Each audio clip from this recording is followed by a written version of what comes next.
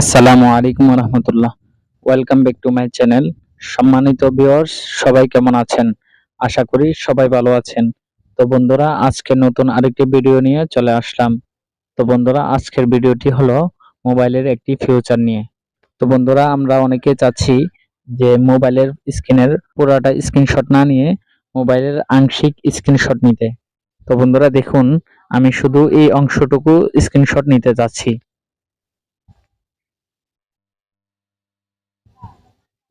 তো বন্ধুরা দেখুন, আমি শুধু এই অংশটুকু স্ক্রিনশট নিতে যাচ্ছি। Save successful.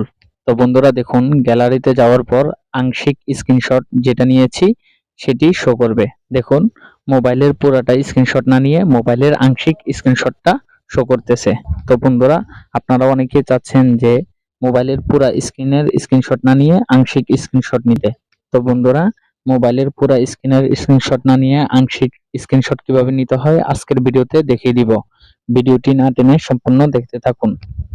ভিডিওটি শুরু করার আগে আপনাদের কাছে একটি রিকোয়েস্ট, আপনারা যদি আমার ফেসবুক পেজে নতুন হয়ে থাকেন তাহলে অবশ্যই আমার ফেসবুক পেজটি ফলো দিয়ে সাথে থাকবেন এবং ইউটিউব চ্যানেলটি সাবস্ক্রাইব করে সাথে থাকবেন, সাথে লাইক এবং কমেন্ট করে জানিয়ে দিবেন। তো বন্ধুরা, আপনারা যারা মোবাইলের পুরা স্ক্রিনের স্ক্রিনশট না নিয়ে আংশিক স্ক্রিনশট নিতে চাচ্ছেন তারা প্রথমে সেটিংসে চলে যেতে হবে।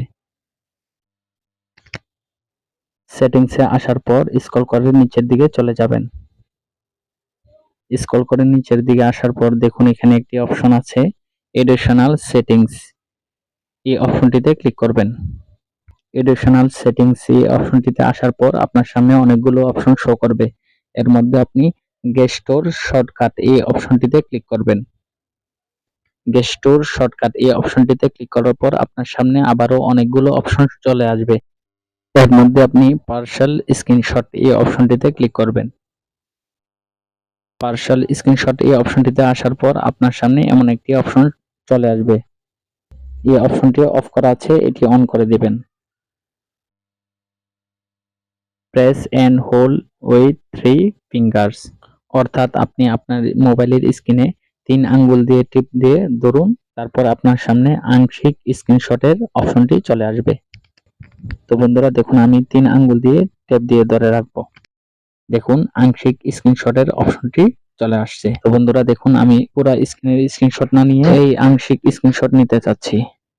তারপর সেভ এই অপশনটিতে ক্লিক করব।